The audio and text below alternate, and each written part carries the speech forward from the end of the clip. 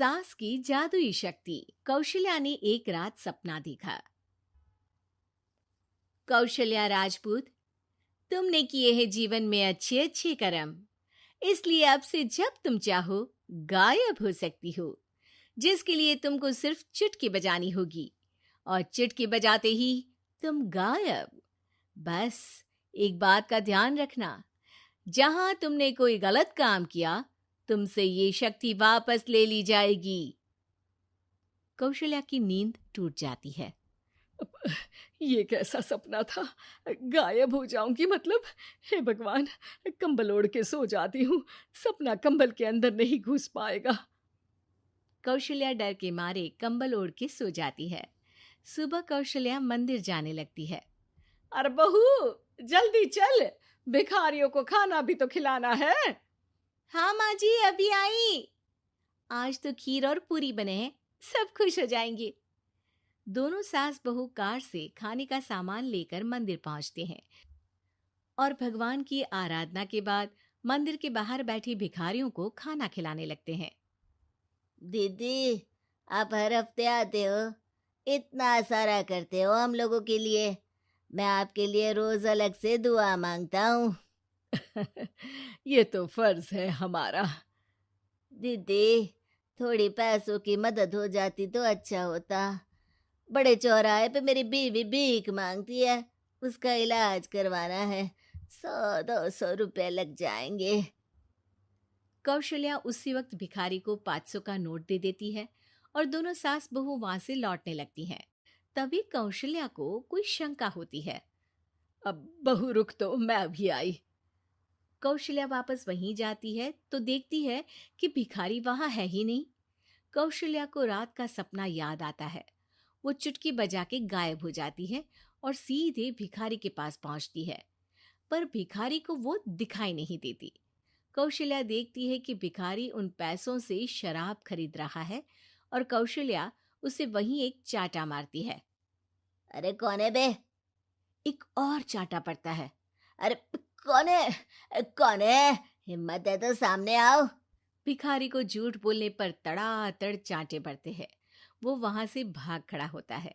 कौशल्या चुटकी बजा के वापस बहू के पास आ जाती है और मन ही मन सोचती है, ऐसे तो मैं कितने गलत काम रोक सकती हूँ, कितनी ताकतवर हूँ मैं, किसी को पता भी नहीं चलेगा।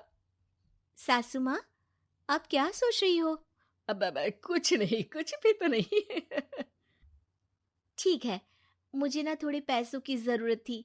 मेरे कजिन भाई है ना, उनकी तबीयत थोड़ी इधर उधर हो रही है। वो तो खुद से नहीं कहेंगे कि पैसे दे दो, पर बहन होने के नाते मेरा तो फर्ज बनता है ना कि भाई की मदद करूं। अरे हाँ हाँ, ले जाना पैसे।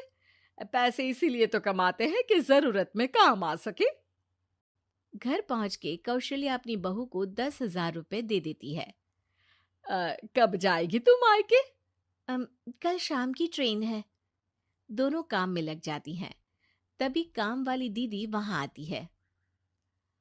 आज ना मैं आप लोगों के लिए पनीर बनाऊंगी। ठीक है, मंगवा लेती हूँ पनीर। पड़ोस की दुकान वाला पनीर दे जाता है और काम वाली बाई पनीर से रेसिपी बनाने लगती है। आज अपनी सुपर पावर काम वाली बाई पे ट्राई करती हूँ, देखूं तो सही किचन में करती क्या है ये। सास चुटकी बजा के गायब हो जाती है और किचन में पहुंचती है। बाई को खबर भी नहीं है कि कौशल्या भी किचन में ही है। आज तो मैं भी पनीर की सब्जी बनाऊंगी रात को अपने घर, और थोड़ा सा घी भी रख लेती हूँ। वैसे भी कौशल्या बुढ़िया खा खा के मोटी हो गई है। कौशल्या बाई की चोरी पकड़ लेती है और गुस्से में बाई की चोटी ऊपर उठा देती है। बाई को समझ भी नहीं आता कि उसकी चोटी खड़ी कैसे होगी। वो डर के मारे चीख पड़ती है। बहू भागते हुए किचन में आती है। अरे क्या हुआ? ये तुम्हारी चोटी खड़ी कैसे है? करंट लग गया है क्या? पता नहीं, शायद किचन में ना भूत है। बाई वहां से भाग खड़ी होती है और कौशल्या चुटकी बजा के अपने कमरे में टीवी देखने लगती है। बहू वहां जाती है। माँ जी, किचन में ना भूत है, बाई भाग गई। अरे भागने देना, भूत का तो पता नहीं, किचन में चोर जरूर था और वो थी अपनी काम वाली। अच्छा हुआ चली गई। बहू को कुछ समझ नहीं आया। उसने किचन में जो देखा उसके सदमे में जो थी वो अभी तक। अगले दिन बहू अपने मायके के लिए निकल जाती है। कहीं भिखारी और काम वाली की तरह बहू भी तो मुझे धोखा नहीं दे रही। अरे कहीं वो पैसे ले जाके शॉपिंग तो नहीं करने वाली ना। अभी पता लगाती हूँ। मुझसे कुछ छिपा है भला। जैसे भगवान सब देख रहा है वैसे ही मैं भी सब देख रही हूँ। सास को अपनी शक्ति पर घमंड आ गया था। वो अब अच्छे काम करने की जगह अपनी शक्ति का इस्तेमाल खुद का शक मिटाने के लिए कर रही थी। वो चुटकी बजाती ही बहू के मायके चली जाती है। भैया, आपने बताया क्यों नहीं कि इतनी तबीयत खराब है? अरे तेरी सास बूढ़ी हो गई है, इतना भला काम करती है, उनकी मदद कौन करता है? यहाँ तो और भी लोग हैं ना। भैया, मेरे पास कुछ पैसे हैं, आप दूसरे डॉक्टर को दिखा दीजिए ना। अरे मुझे लगता है कि मेरा टाइम आ गया है, मुझे जाना होगा। कमरे में भाई की आत्मा को लेने यमदूत आ चुके थे। कौशल्या भले ही किसी को नहीं दिख रही थी, पर यमदूत ने उसे देख लिया। यही आत्मा है शायद, परछाई दिख रही है, पहले ही तैयार खड़ी है। अरे आप कौन हो? यमराज का नाम सुना है? हैं? आप यमराज हो क्या? नहीं, हम उनके यहाँ जॉब करते हैं, आत्मा उठा के ले जाते हैं डिलीवरी वाले। चलो अब तुम्हारा टाइम पूरा हो गया। अरे आप शायद ना वो बिस्तर पर पड़े आदमी की आत्मा को लेने आए हो। मैं तो बस यहाँ देखने आई थी कि मेरी बहू कहीं मुझसे पैसे लेकर शॉपिंग करने तो नहीं चली गई ना। मतलब तुम्हारे पास शक्ति है गायब होने वाली? हाँ। तुम ऐसे तुच्छ काम में उपयोग कर रही हो ऐसी दिव्य शक्ति का। अब तो तुमको ही लेके जाऊंगा। अरे नहीं नहीं, कल मुझे किटी पार्टी में भी तो जाना है। अब नरक में ही करना किटी पार्टी। नहीं नहीं नहीं। 3 बार नहीं क्यों बोल रही हो? टीवी सीरियल चल रहा है क्या एकता कपूर का?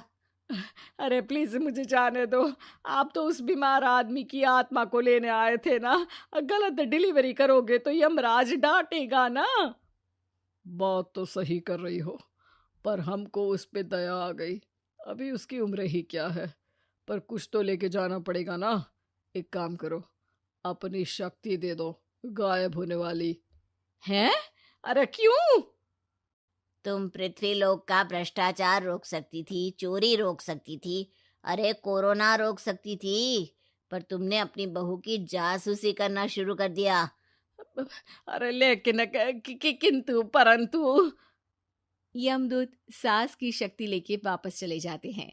कौशल्या की परछाई हवा से नीचे गिरती है और जमीन पे आते आते कौशल्या का शरीर सामने आ जाता है। अरे लग गई, कितने ऊपर से फेंका। माँ जी, आप यहाँ ऊपर से कैसे गिरी? अरे समधन जी, आप अचानक कमरे में। सब घबरा जाते हैं। सास बहू को सारी बात बता देती है। ये लो आपके 10,000 रुपये। आपको मुझ पे इतना भी भरोसा नहीं है? अरे बहन, मुझे दर्द नहीं हो रहा है, अब अचानक से सब अच्छा होने लगा है।